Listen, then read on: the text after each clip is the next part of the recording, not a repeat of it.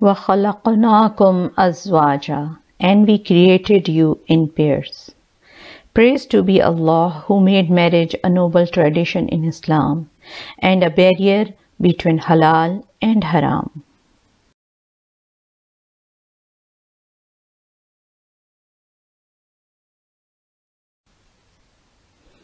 Like a garment. Hunna libasul lakum wa antum libasul lahun. Your wives are garments to you and you are garments to them.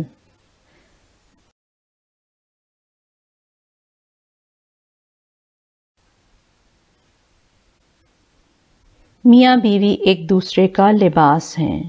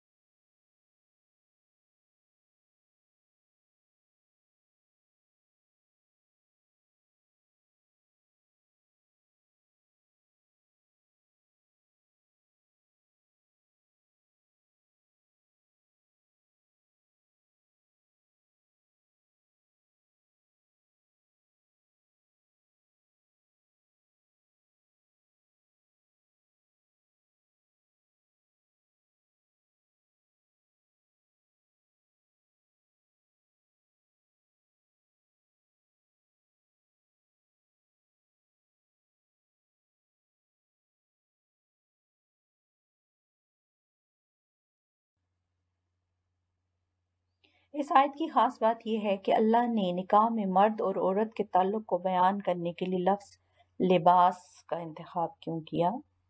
میاں بیوی اور لباس کے درمیان یہ تمثیل قرآن کی ان متعدد تمثیلوں میں سے ایک ہے جس پر ہمیں غور و فکر کرنا چاہیے، اور یہ اللہ کی حکمت اور رحمت سے ہے کہ وہ اپنی آیات اور نشانیوں کو بیان کرتا ہے ہمیں اس انداز میں جو ہماری عقل کے لیے موزوں ترین ہے۔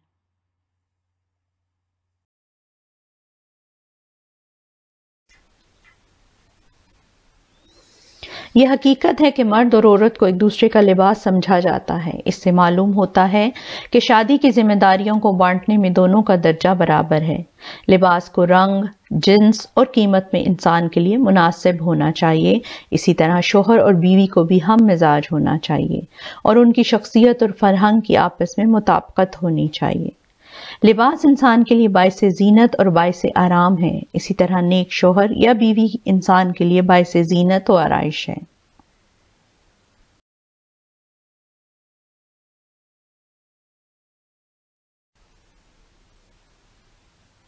لباس نہ صرف جسم کو ڈھانپتا ہے بلکہ اسے خوبصورتی اور حسن بھی بخشتا ہے۔ اسی طرح میاں اور بیوی کو نہ صرف ایک دوسرے کو بیرونی پریشانیوں، لالچوں، گالیوں وغیرہ سے ڈھانپنا چاہیے بلکہ اس سے عزت اور وقار کے ساتھ کرنا چاہیے، جس طرح لباس جسم کو اس طرح ڈھانپتا ہے کہ لباس اور جسم کے درمیان کوئی چیز نہ ہو۔ اسی لیے میاں بیوی کو بھی ایک دوسرے کے اتنا قریب ہونا چاہیے کہ ان کے درمیان کوئی راز نہ رہے۔ دونوں ایک دوسرے پر مکمل اعتماد ظاہر کرتے ہیں اور بغیر کسی ہچکچاہٹ کے اپنی خوشیاں اور غم بانٹتے ہیں۔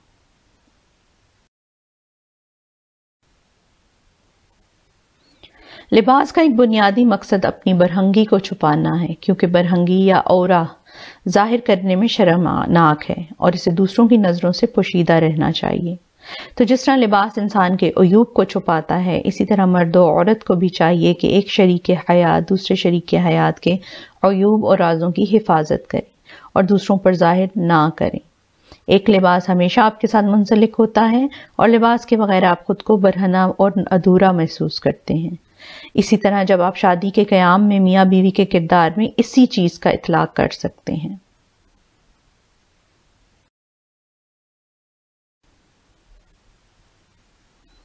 لباس انسان کو بیرونی عناصر جیسے گرمی اور سردی سے بچاتا ہے، اسی طرح نیک ہمسفر گناہوں کی گرمی اور سردی سے بچاتا ہے۔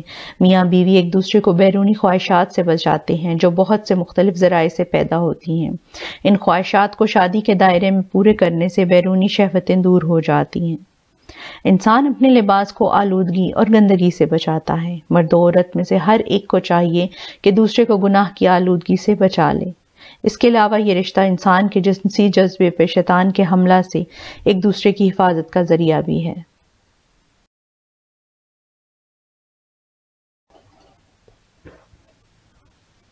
لباس کا کام جسم کو بیرونی خطرات سے بچانا ہے۔ اس کے مطابق شوہر اور بیوی ایک دوسرے کو تمام بیرونی خطرات سے بچاتے ہیں اور روزمرہ کی سختیوں سے گھر اور ایک پرسکون پناہ گاہ بنانے کے لیے مل کر کام کرتے ہیں۔ موسم کے مطابق انسان لباس پہنتا ہے۔ ہوا اگر سرد ہو تو ہم موٹا لباس پہنتے ہیں اور اگر سرد ہو تو گرم ہو تو نازک لباس پہنتے ہیں۔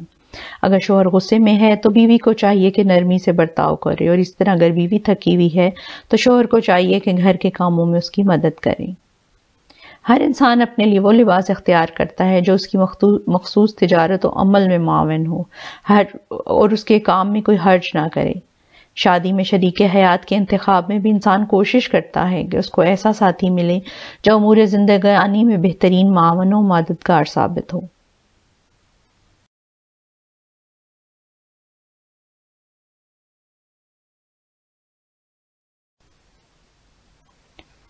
اللہ سبحانہ تعالیٰ نے دنیا میں سب سے پہلے جو رشتہ بنایا تھا وہ میاں بیوی کا تھا، حضرت آدم اور حضرت حوا کا، اور پھر سارے رشتے اس کے بعد میں۔ اور پھر یہ رشتہ تو ہے ہی ایسا کہ کتنی بھی دھوپ چھاؤں آئے، کتنی بھی نرمی گرمی آئے، اس رشتے میں ایک دوسرے کے بغیر گزارا بھی نہیں۔ اللہ تعالیٰ تمام زوجین میں پیار محبت بڑھائے رکھے اور گھروں میں خیر و برکت بنائے رکھے۔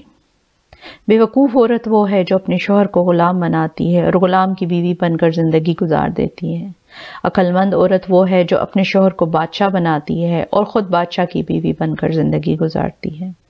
اسی طرح بے وقوف ہے وہ مرد جو اپنی عورت کو غلام بنا کر سمجھتا ہے کہ وہ خود بادشاہ بن گیا ہے، حالانکہ وہ ایک غلام عورت کا غلام ہی شوہر ہی ہوتا ہے۔ میاں بیوی کا رشتہ دونوں کی مرضی کے بغیر، دونوں کی محبت کے بغیر چل ہی نہیں سکتا۔